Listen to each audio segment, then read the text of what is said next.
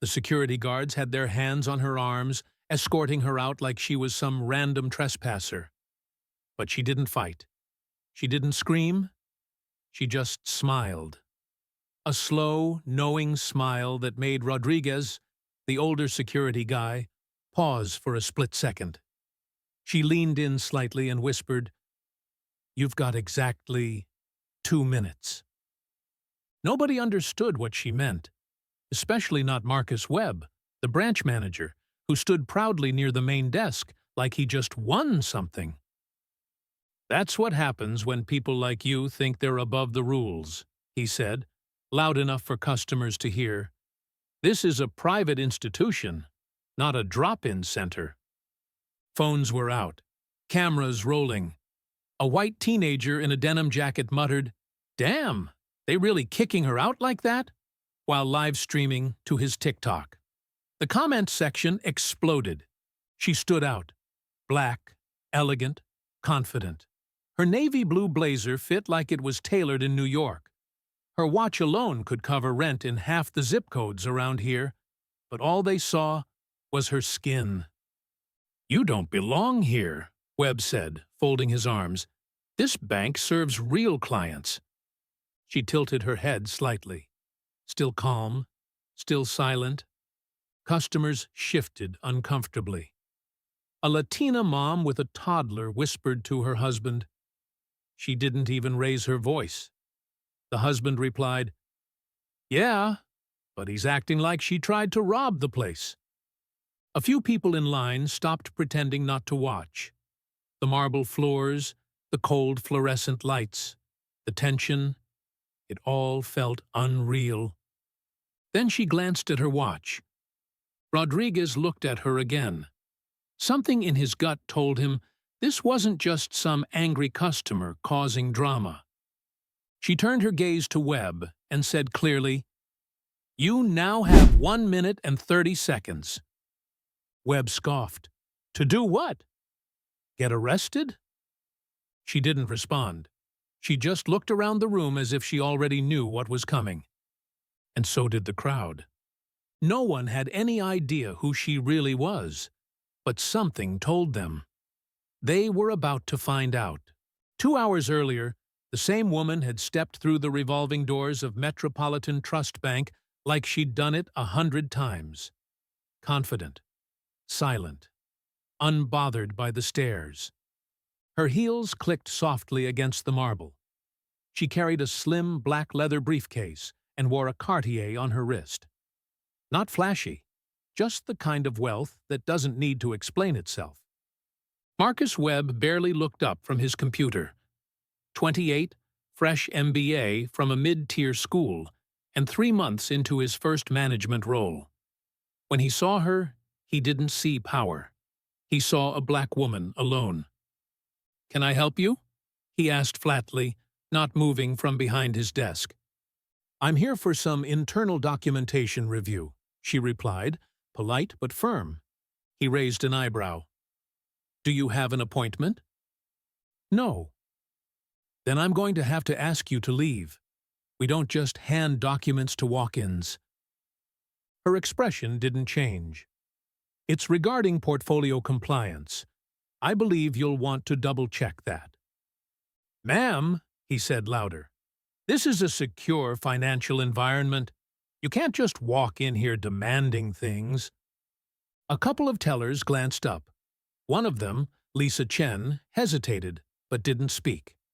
She'd worked her way up from teller to assistant manager in 3 years.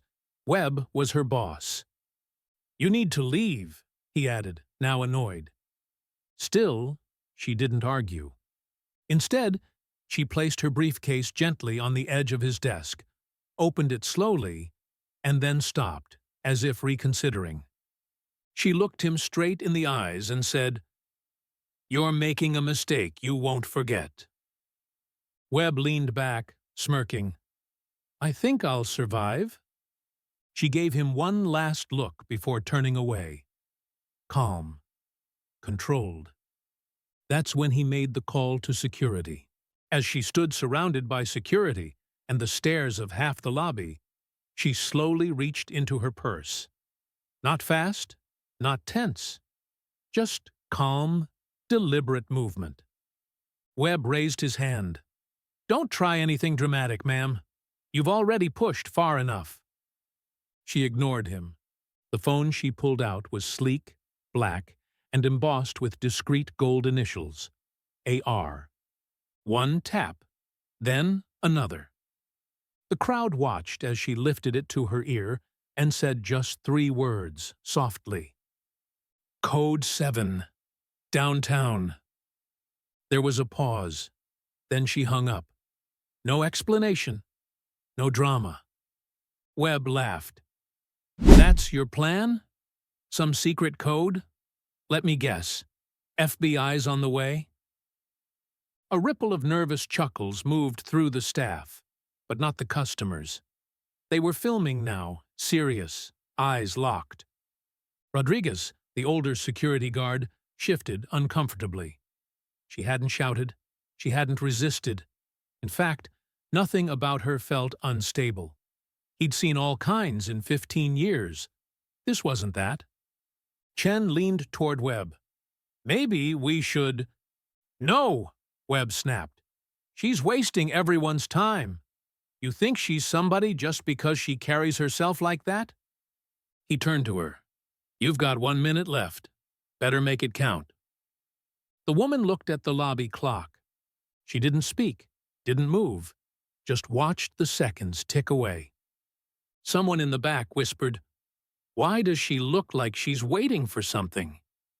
She was. Every second added more tension to the air. Viewers on the live stream crossed 7,000. People online typed frantically, "Something's about to happen." She looked up again and spoke just loud enough for Webb to hear. 40 seconds! That was the moment the doors at the far end of the lobby slammed open, and everything started to shift. The marble lobby doors flew open with a thunderclap, cutting the tension like a blade. A man in a tailored gray suit sprinted inside, tie loose, face pale. Sweat glistened on his forehead despite the air conditioning. James Morrison, Regional Vice President, 23 years in corporate banking, and no one had ever seen him run. He scanned the crowd wildly until his eyes locked on her. "Doctor? Richardson?" His voice cracked. "Oh my God, Dr. Richardson, I'm so sorry." The entire lobby froze. Webb blinked. "Wait, what did you just call her?" Morrison didn't answer. He was already moving toward the woman with the urgency of someone who knew he was about to lose his career. I had no idea you were here. No one informed me." She looked at him, calm as ever. "That's clear." The crowd shifted, dozens now recording. The live stream crossed 12,000 viewers. Webb stammered, "Doctor, wait, what's happening? Who is she?" Morrison turned, jaw clenched. "She's not a customer. She's the founder, the CEO, the majority shareholder." Silence slammed down harder than any shout could. Chen gasped and pulled up the corporate directory on her tablet. Her hands trembled as she typed. The search results hit like a truck. Dr. Amelia Richardson, founder, CEO, 67% owner. Rodriguez took a step back instinctively, as if trying to distance himself from what almost happened. I'm sorry," Webb muttered, his voice suddenly childlike. "I didn't know." "That's exactly the problem," Amelia replied coldly. Morrison looked around at the stunned crowd. "There's a board meeting upstairs. They're waiting." She nodded once, then turned to Webb. "You're coming too." He didn't move. "I said, you're coming." The marble floor beneath him might as well have turned to ice. Slowly, he followed. People stepped aside, phones still recording. Everyone stood as she passed. because now they knew exactly who she was.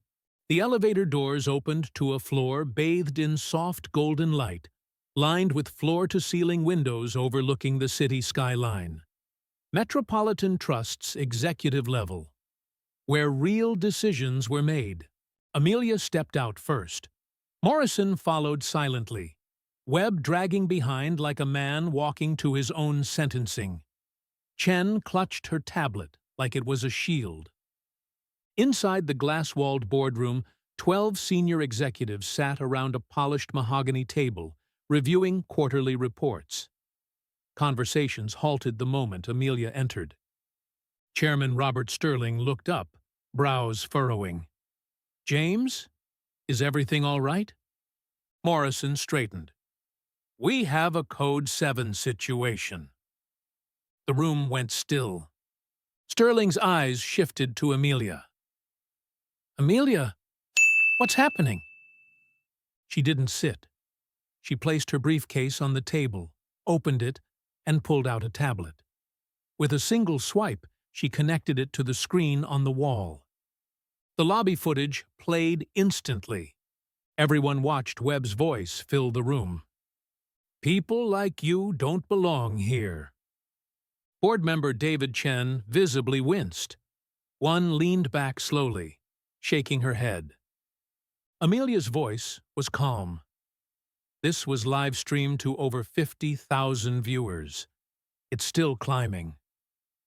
Webb's face appeared on screen, smug and dismissive. Then Morrison burst in. The room gasped at the moment he addressed her as Dr. Richardson. That was when it all changed. Board member Patricia Williams spoke first. "Did this really happen? Today?" Amelia nodded. 40 minutes ago. Right downstairs."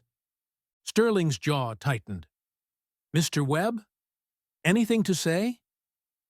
Webb swallowed. "I made a mistake." Amelia didn't blink. "What kind of mistake?" "I assumed." "Based on?" He couldn't answer. She looked at the board. "This isn't about hurt feelings. This is about policy, responsibility, and the image we send to every client of color." Sterling leaned forward, grave. "Then tell us what comes next." She didn't hesitate. Accountability. The boardroom stayed silent for several seconds. Amelia clicked again. A new slide appeared. Policy numbers, training protocols, and a heading that read, "Bias Prevention Implementation. Immediate action required." "I'm not here to ruin careers," she said plainly. "I'm here to make sure this never happens again. Not to me, not to anyone who looks like me." Sterling looked at her, then back at the board. "You have the floor." She stepped forward. Mandatory bias training for all front-facing staff. Diversity audits every month. Anonymous reporting systems monitored in real time. Another click. The screen showed projected costs and timelines. Implementation within 30 days. No exceptions. Every manager signs off personally. Board member Sarah Kim raised a hand. "What about Mr. Webb?" Amelia didn't flinch. "He has two options: immediate resignation with standard severance, or termination for cause. No benefits." Webb's face collapsed. "Please, Dr. Richardson, I didn't know. I didn't mean—" "You didn't think you had to," she said flatly. "That's the difference." He lowered his eyes. "I'll resign." She turned to Chen. "Your judgment was clouded by rank, but you hesitated. You questioned. That matters. You'll be placed on a 6-month probation with full bias training." Chen exhaled, nodded once. "Thank you." Sterling looked around the table. "Is there any objection to these changes?" Silence. "All in favor?" Every hand in the room went up. The board voted unanimously. And just like that, the bank wasn't just changing a policy. It was changing its future. 1 year later, the same marble lobby hummed with quiet activity. But it didn't feel the same. Bias prevention posters lined the walls. Digital screens displayed messages like, "Respect is our policy," and "Dignity for every customer." Staff wore small lapel pins that read, "Equal means everyone." Behind the main desk, a new branch manager sat, Maria Gonzalez, black, sharp, seasoned. She had transferred from the suburban branch with 15 years of experience and a reputation for fairness.